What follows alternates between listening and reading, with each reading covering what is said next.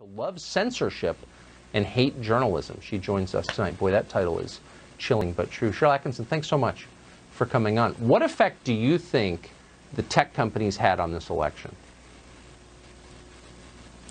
Well, I think it was big. Looking at it in a non-forensic way, Dr. Epstein knows a lot more about all of that than I do.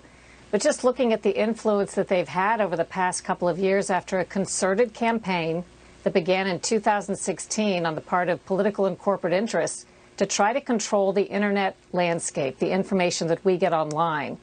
Because these forces knew that once they had largely controlled the terms of how we talk about news stories in news divisions and on TV and on cable news, that there was still this place they saw people were getting unfettered access to off-narrative information, studies maybe they don't want you to see or know about, opinions that maybe they don't want you to have or know about.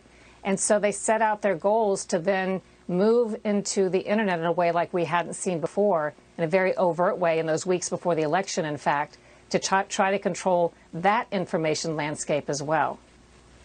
I don't know how frequently we can sound this alarm. I hope something's done about it soon, but give us an example of what they did in the weeks before the election, if you would.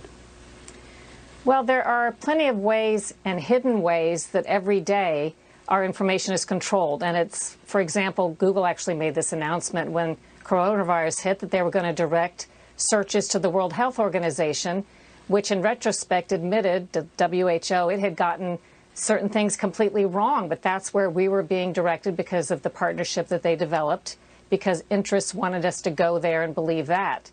But right before the election, in ways that weren't even partly hidden, I felt like there was a sense of desperation because the tech companies began overtly censoring and taking down accounts rather than just sort of minimizing them or minimizing their reach in ways that couldn't be denied. So look at the New York Post story on Hunter Biden.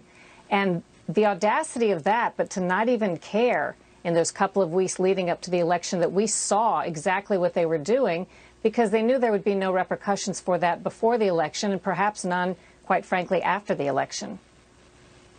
It's absolutely shocking. Do you think that there's any way to rein this in before the next election, even before the runoff in January in Georgia that will determine control of the Congress? Well, I doubt